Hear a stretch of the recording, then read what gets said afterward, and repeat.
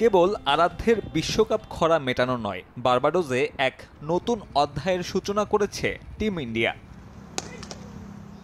১৭ বছরের আক্ষেপ মিটিয়ে টি-20 বিশ্বকাপ শিরোপা পুনরুদ্ধার করে একসাথে বিদায় বলেছেন ম্যান ইন ব্লুর ৩ সিনিয়র ক্যাম্পেইনার রোহিত কোহলি আর জাদেজা।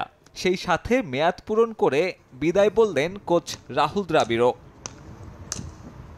ভারতের পরবর্তী কোচ কে হবেন তা নিয়ে এখন আলোচনা তুঙ্গে। বিশ্বকাপ জেতানোর পরেও কেন দ্রাবিড় বিদায় বললেন সেটা নিয়েও অনেক প্রশ্ন রয়েছে। সেসব রহস্যের জট খুললেন BCCI secretary.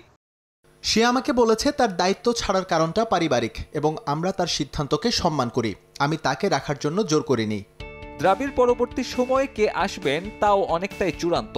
কেকেআরকে IPL জেতানো coach Gautam Gambhir আগে থেকেই ছিলেন আলোচনায়। সে দৌড়ে নাম লিখিয়েছেন সাবেক ভারতীয় ক্রিকেটার বুকেরি ভেঙ্কটরামানও।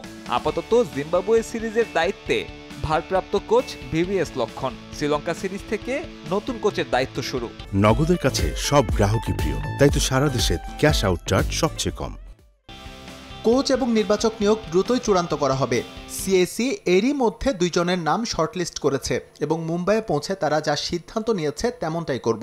আপাতত ভিভিএস লক্ষ্মণ জিম্বাবুয়ে ট্যুরের দায়িত্বে থাকবেন, তবে নতুন কোচ শ্রীলঙ্কা সিরিজ থেকে যোগ দেবেন। এদিকে টি-20 ক্রিকেটে নতুন যুগে পা রাখলেও টেস্ট আর ওয়ানডে ফরম্যাটে অভিজ্ঞতায় গুরুত্ব দিচ্ছে ভারতীয় ক্রিকেট বোর্ড। 11 বছর পর শিরোপা খরা কাটিয়ে বেশ আত্মবিশ্বাসী টিম ইন্ডিয়া। যেভাবে দল এগুচ্ছে তাতে আমাদের লক্ষ্য টেস্ট চ্যাম্পিয়নশিপ ফাইনাল এবং চ্যাম্পিয়ন্স ট্রফি। সেখানে অনেকটা এরকমই স্কোয়াড হবে, সিনিয়র ক্রিকেটাররা খেলবেন। চলতি সপ্তাহে জিম্বাবুয়ের মাটিতে 5 ম্যাচের টি-20 সিরিজ খেলবে ইন্ডিয়া। এরপর শ্রীলঙ্কা সফর। আগামী বছরের শুরুতে চ্যাম্পিয়ন্স ট্রফি পাকিস্তানের মাটিতে। যদিও রাজনৈতিক কারণে সেখানে খেলবে কিনা রোহিত কোহলিরা তা এখনও অনিশ্চিত। সাব্বির মিথুন, সময় সংবাদ।